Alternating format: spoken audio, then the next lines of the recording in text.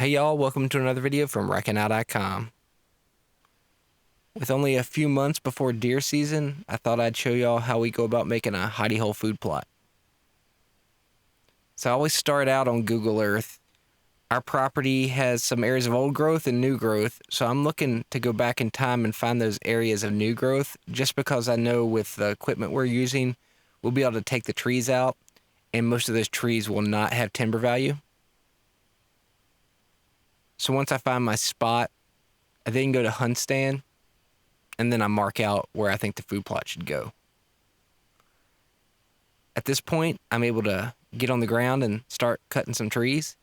We're always targeting basically the same three species. So we're looking for eastern red cedar, we're looking for sweet gum, and we're looking for winged elm.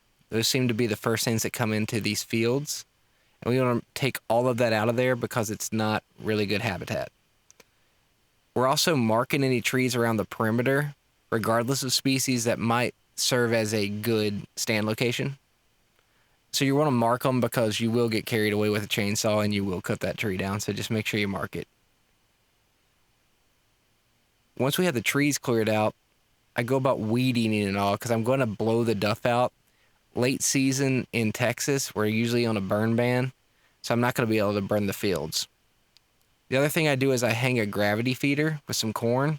We can do this in Texas, and that's a way, for me, at least I believe, it gets the deer accustomed to coming into the field because there won't be food here for a while. After that, I'm going to focus on clearing lanes. I had picked up this pine, and I could see that it was obstructed by a lot of smaller pines. What I'll do is I'll move those out of the way. I try to leave some of the bigger trees because I want an area to draw when the deer's walking in, something that will obscure me. And ultimately, I'll end up hanging my stand, and that way I can actually get a feel for what the view will be.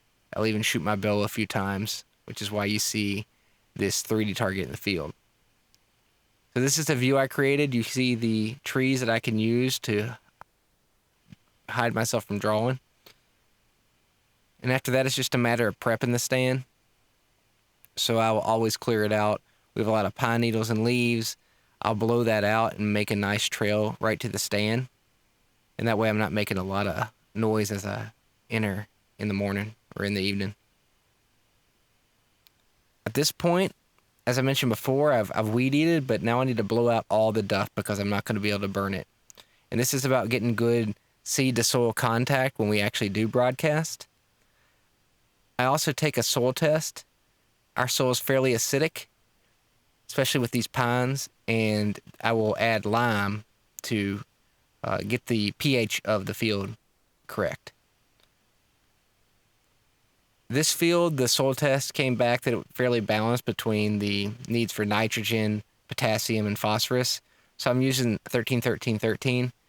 Honestly, if you didn't do a soil test, you can do what they call super fertilizing and hit it with a bag of fertilizer, and it will help at least get that seed to grow.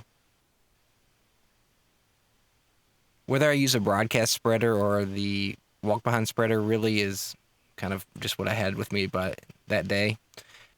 But for the broadcasting the seed, I always use the bag spreader.